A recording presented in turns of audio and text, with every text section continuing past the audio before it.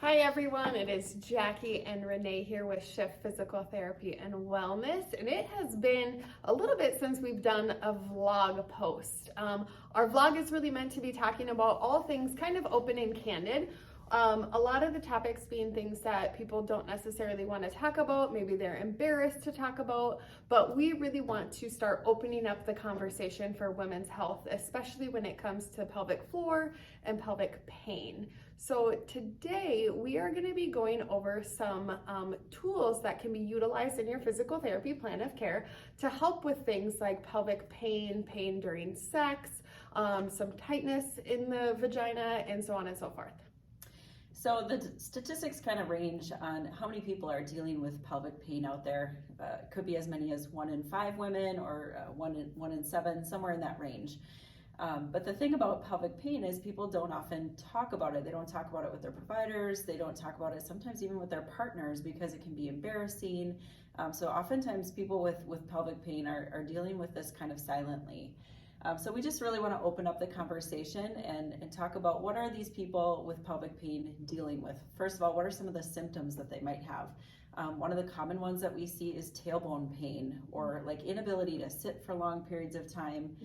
Along with that can be difficulty with bowel movements or difficulty with urination. Can be pain with those activities, pain with urination, pain with bowel movements.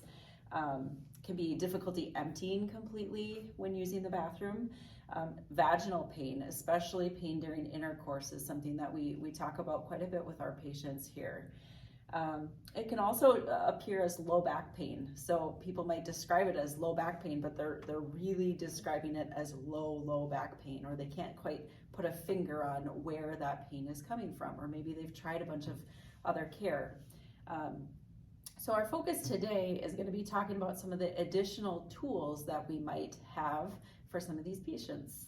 So I'm going to preface these tools by just letting you guys know that we are not endorsing any of these products. These are just products that are available out there. We do not make any commission on sales of products. In fact, we don't even sell them in our clinic. These are just tools and options. So any of the products that you see here in this video, we're not supporting any particular brand by any means. They're just options out there. So the first one we are going to start with is a pelvic wand.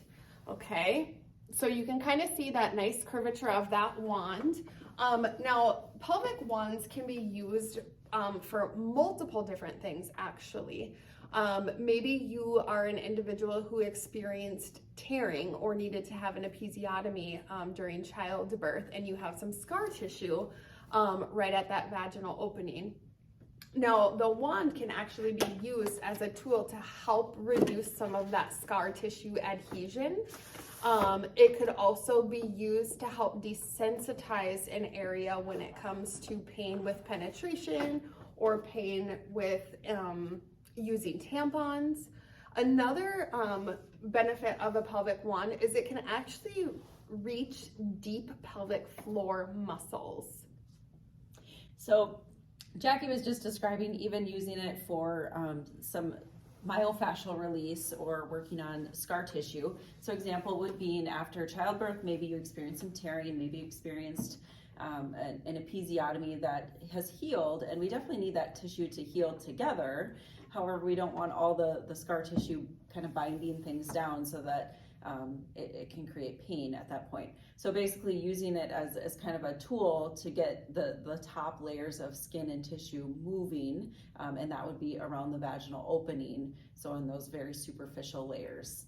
And then obviously using it in other ways to reach kind of internal trigger points with through a vaginal approach. You can often reach pelvic floor muscles. So just as we would use a tool externally, if you had maybe some shoulder knots, there's tools available such as the Theracane or other tools that you can use for trigger point release. And that's essentially what this pelvic wand is it's just designed to reach some of those internal trigger points in the pelvic floor musculature. All right, now it's important to work with your physical therapy provider because again, these tools aren't for everyone. So you really want to make sure that you're comfortable with utilizing the tool, but also work with your pelvic floor specialist to ensure that it's even the appropriate tool for you. Yeah. Okay, now we're going to talk about vaginal dilators. I shouldn't even just say vaginal, but pelvic floor dilators. Okay, so here we have there's different sizes of dilators. And within these kits, they actually range in sizing that can help to improve the tightness of the pelvic floor. So again, super important to be working with a pelvic floor specialist for a dilator program. Yeah, so it's something that your therapist would decide, number one, if this is even the correct tool for you to be using, but then setting you up with an appropriate program for at home of how to use these appropriately and make for sure that it's working well for your particular condition. I won't even open, but you can kind of see the back is that there's a series of sizes to help with that dilation aspect. Yeah. And then another thing that we often talk about in pelvic floor physical therapy, especially for folks who are experiencing pain during sexual activity, is whether or not there's the appropriate amount of lubrication for the patient during sexual activity. And so this is just, again, one example of a lubrication that may be beneficial if that's something, especially that's an issue that can come up for postmenopausal women. As estrogen decreases, that can significantly decrease the amount of lubrication in the vagina, and it can certainly impact people's sexual health. So it is something that we talk about with all of our patients. We also go through periods of time around pregnancy and postpartum where, again, lubrication might be a necessary part of sexual activity. And so we certainly talk about that with our patients. Again, opening that dialogue is really important, and being able to just talk candidly about any issues that you're experiencing with your pelvic floor. So know that pelvic pain is not normal. It might be common. It is something that you should talk to your pelvic floor specialist about. Not that these tools are a complete answer. It's different and varies for each individual. But know that we're here to help support you and talk about it. Your story matters. We want to know the things. And don't be embarrassed to talk about these things. You guys have a great day.